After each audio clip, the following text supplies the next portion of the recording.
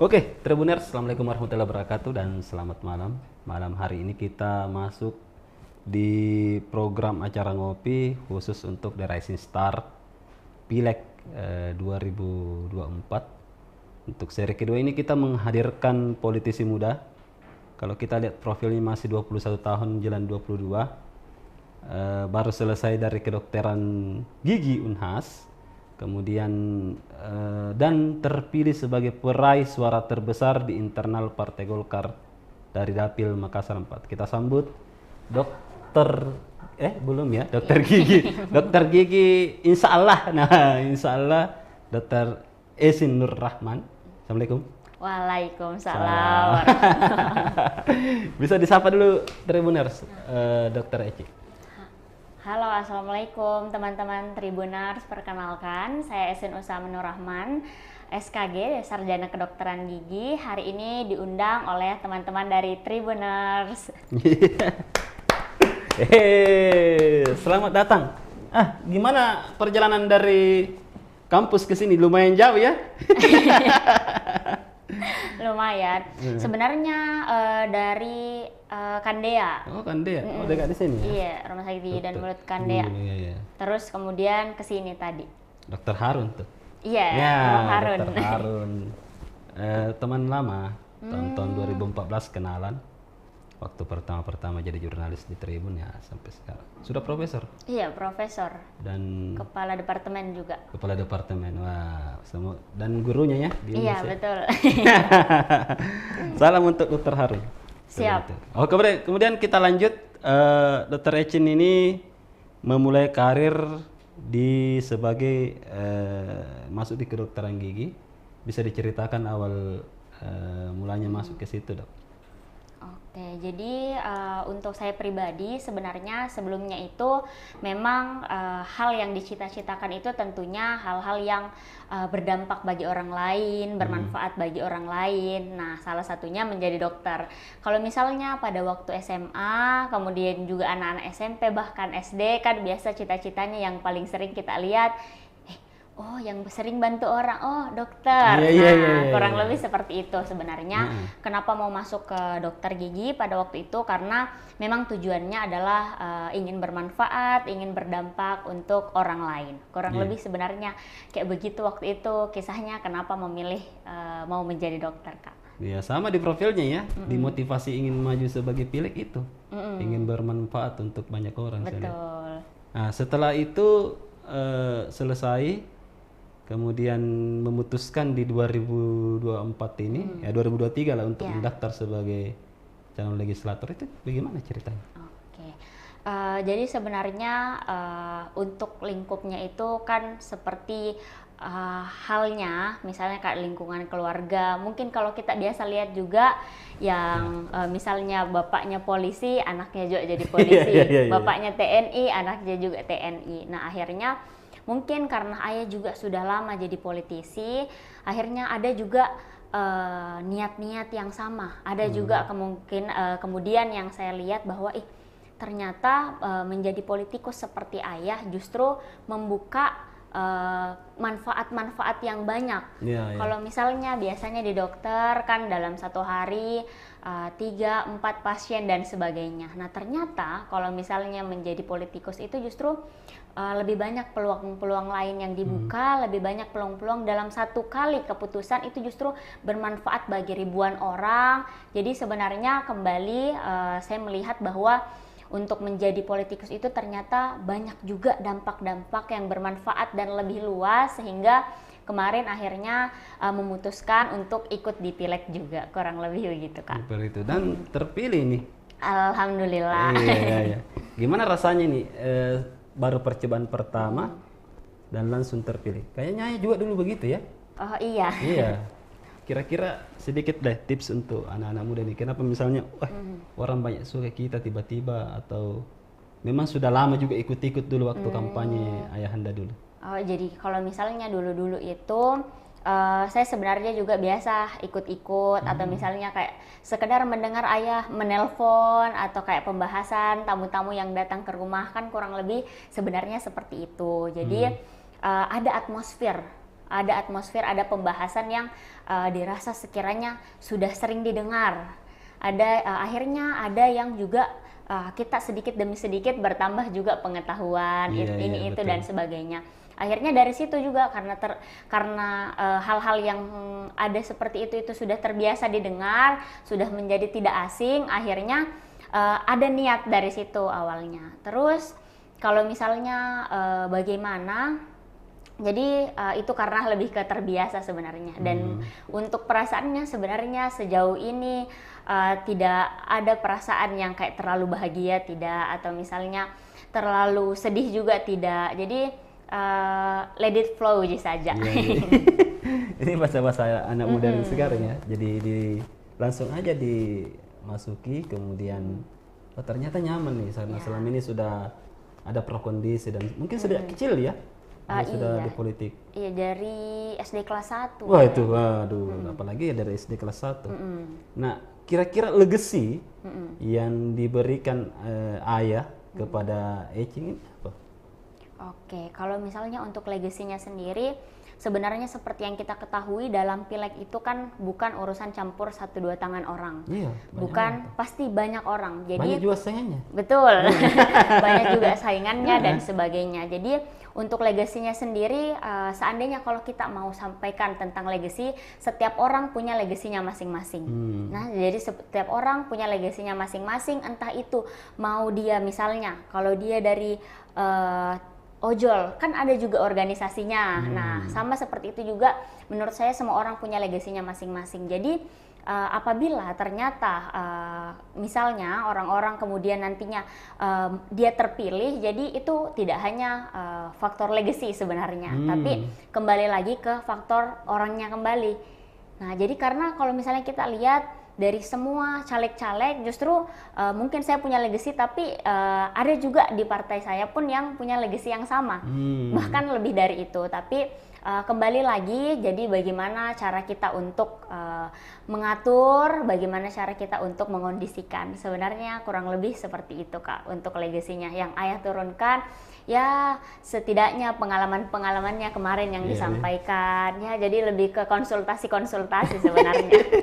Jadi kalau politisi baru itu butuh konsultan politik. Langsung ada di rumah ya, dan itu 24 jam per 7 hari. Iya, kalau udah sibuk. Kalau udah sibuk. Ya begitu ya. Nah, kemudian kalau saya lihat Ecing juga ini kan salah satu juga mahasiswa berprestasi. Kemarin tadi kita ngobrol-ngobrol di luar live ini ya, 2,8 tahun selesai. Oh iya. Masuk juga di BEM saya lihat. Oh iya. Itu ngatur-ngatur waktunya itu gimana itu? Jadi karena kembali lagi, saya dari dulu memang lebih suka untuk berkumpul sama banyak orang. Jadi kalau misalnya orang-orang itu obatnya, jadi obat saya itu ketemu sama banyak orang Kak. Jadi kalau misalnya dalam satu hari ketemu sama banyak orang itu kayak ada yang kurang. Nah kurang lebih sebenarnya kayak begitu. Jadi memang dari dulu suka bersosialisasi, dari dulu suka ketemu sama banyak orang, suka untuk bercerita sama banyak orang. Nah akhirnya turun sebenarnya justru saya itu organisasi bahkan dari SD. Dari SD kelas 1, waktu itu kelas 1 sampai kelas 6, ketua kelas terus. Kemudian di ini bisa dinonton nih. Terima kasih. Lagi konser nih, silakan dilanjutkan Cing. Nah, kemudian waktu SMP itu jadi MPK, kemudian di SMA juga jadi semacam OSIS waktu itu. Nah, jadi ketuanya itu? Bukan, jadi kabinet. Kabinetnya, masih di kabinet ya? Iya, kemudian setelah itu ketika kuliah masuk di BEM, jadi asisten lab juga, dan juga ikut organisasi-organisasi eksternal, organisasi lain. Wah pantas ya, umur 21 tahun sudah bagus public speakingnya karena sudah dilatih mulai dari SD ya? Iya, lumayan itu panjang. Ayah atau ibu yang kasih arahan? Masuk dong gitu. Atau sendiri? Sebenarnya kemauan dari diri sendiri. Wah, itu juga ya, harus ada kemampuan dari sendiri ya.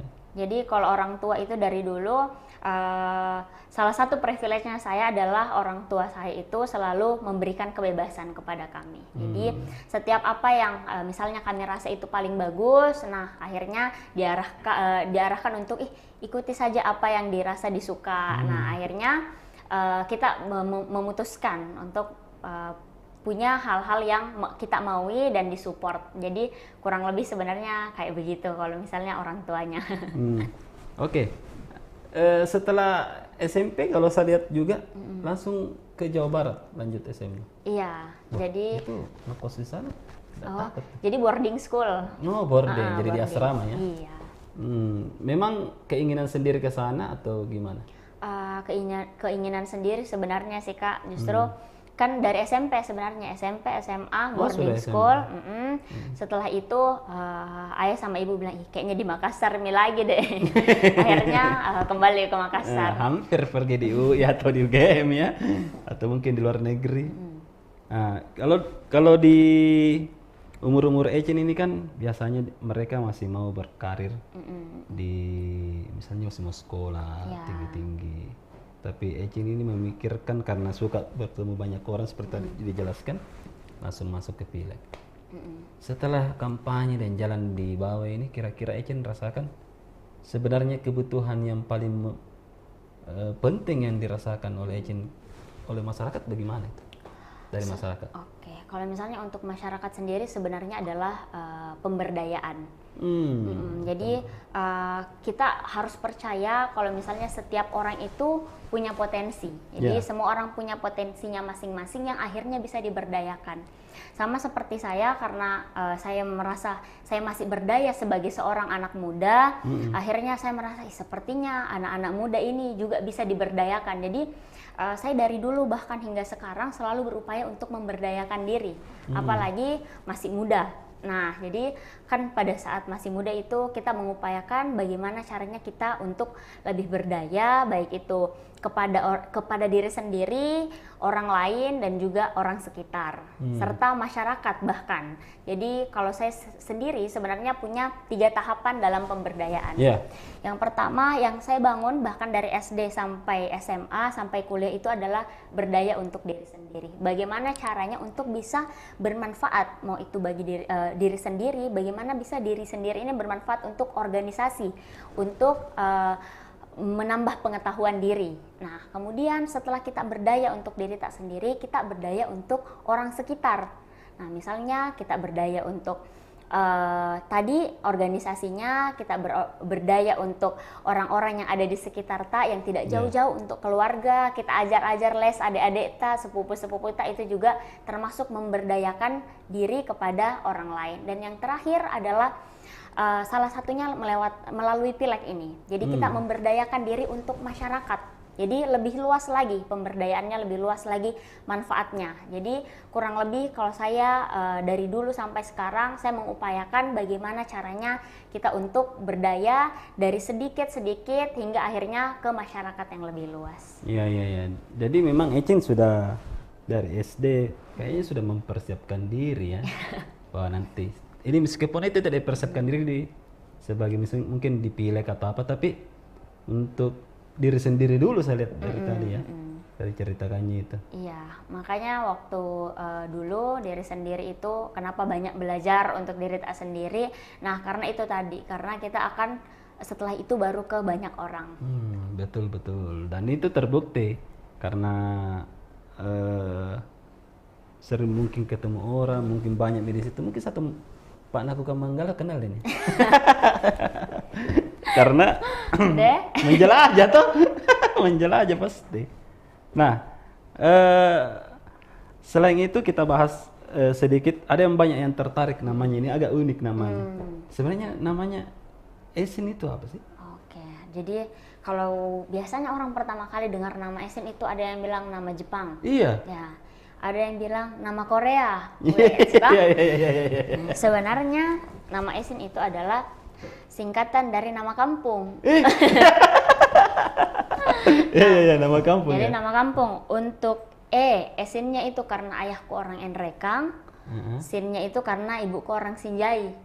Jadi Ecin Enrekang Sinjai. Kurang lebih sebenarnya begitu, Kak.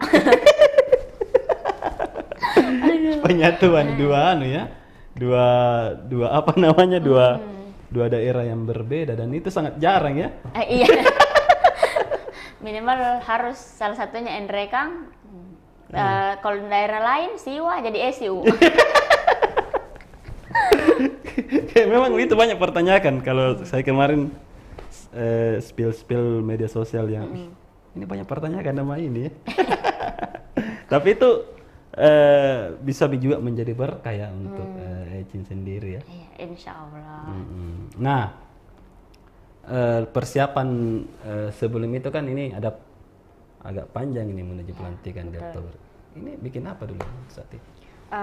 Kalau misalnya sejauh ini sebenarnya kan awalnya memang anak koas, kemudian kemarin akhirnya banyak sosialisasi, tapi tetap koas juga. Nah, nah setelah itu kembali, insya Allah akan kembali koas.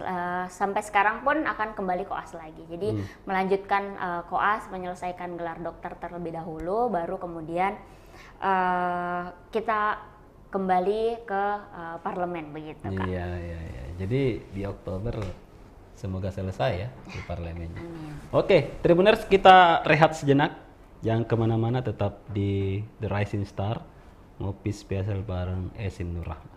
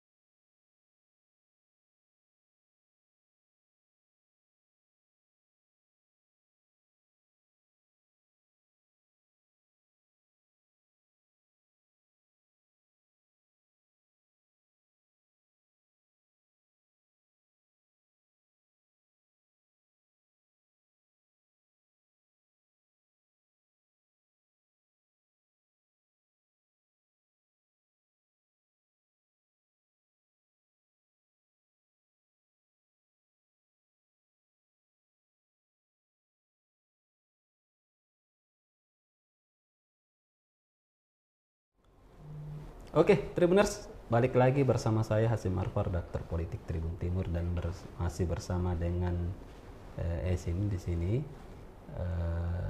Dan kita masih membahas soal The Rising Star. Ecing, ini kalau dilantik nanti kira-kira bikin apa nanti di DPR? Oke, kalau misalnya saya pasti akan mengikuti arahan partai lagi selanjutnya. Jadi tentang bagaimana kelanjutannya, ini adalah kita akan mengikuti bagaimana arahnya Partai Golkar itu sendiri. Begitu. Kalau misalnya dari Partai Golkar misalnya akan mencalonkan wali kota dan sebagainya, ya kita ikut. Jadi kurang lebih apapun nanti selanjutnya itu kita akan mengikuti arahan dari partai, begitu kan. Yeah. Kalau saya ingat juga di Pilwalian lalu, kan yang didorong itu Pak Munafri Arifudin. Iya betul. Kemudian ternyata hanya menang di Dapil Ecing kemarin. Nah, yang itu nampaknya sudah kelihatan kegolkarannya ini ya.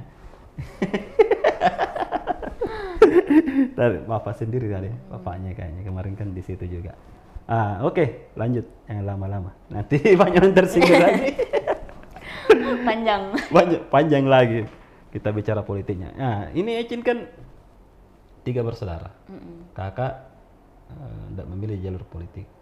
Ecin ini kayaknya kalau saya dengar tadi kecelakaan kayaknya ini masuk ke politik ini. Enggak ya? Kecelakaan kecil. Kecelakaan kecil. Tapi memang minat. Memang minat juga.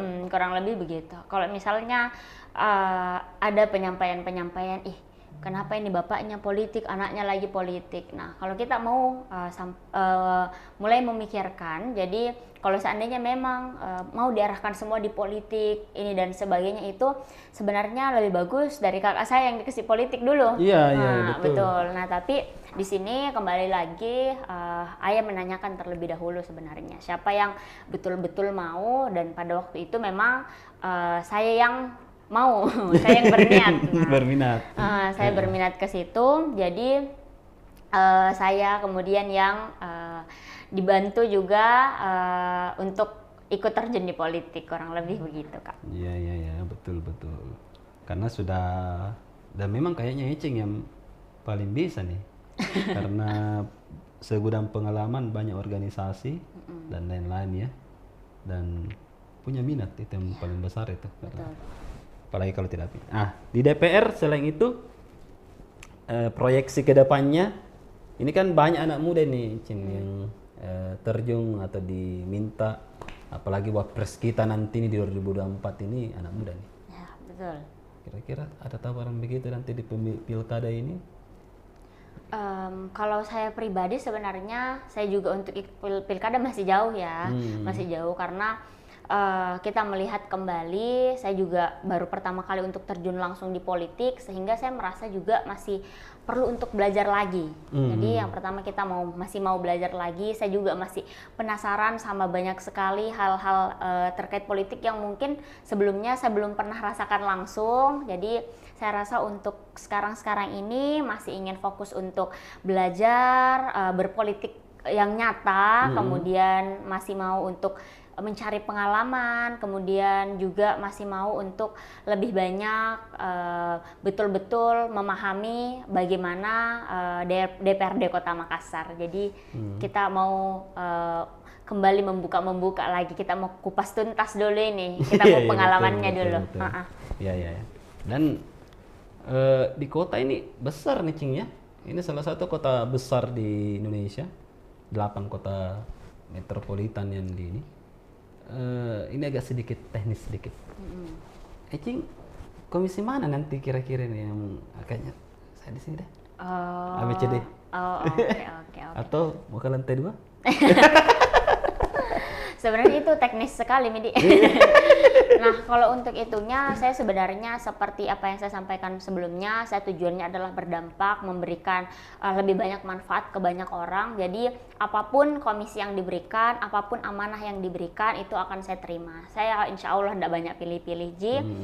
Sama seperti sekarang, jadi kalau misalnya kita mau lihat, justru seorang anak muda kemudian terjun di politik, kemudian ternyata masyarakat memberikan kepercayaan, itu adalah hal-hal yang harus juga kemudian saya terima dan kembali ke tujuan saya, itu berdampak dan terus berdampak. Itu ya, berdampak itu. Oke Cin, kayaknya waktu kita sudah selesai. Kurang lebih 40 menit kita membahas soal Esin Nur Rahman. Beliau ini adalah salah satu putri dari Pak Rahman Pina, anggota DPRD Sulsel. Pernah 2 periode di kota ya, tuh? Iya. Ya, 2 periode di DPRD kota. Dan nampaknya Ecin berminat juga untuk melanjutkan di kota. Tribuners, jangan tetap menyaksikan, dan terima kasih. Ecin sudah jauh-jauh dari kampus ke sini, Tamalan Raya ke Cendrawasih itu sangat jauh banget ini. Kalau di kota apalagi sore-sore begini. Kita berterima kasih sudah datang, dan ini tiba-tiba ini. Tidak pernah kita bayangkan tiba-tiba ada pergantian narasumber, dan akhirnya alhamdulillah kita bisa selesai sampai di sini. Kita tidak mau berat-berat dulu karena yang berat nanti ada di DPR sana. Kita ngobrol santai saja dulu dengan legislator ini, apalagi kan habis pemilu pasti berat. Jadi kita ingin mencairkan suasana di Tribun Timur. Oke Tribuners, tetap menonton program-program dari Tribun Timur, ikuti media sosial kami di semua platform sudah ada, di YouTube, Instagram, TikTok dan lain-lain. Tetap ikuti juga perkembangan terkini di portal kami di tribuntimur.com. Assalamualaikum warahmatullahi wabarakatuh dan sampai jumpa lagi. Nah.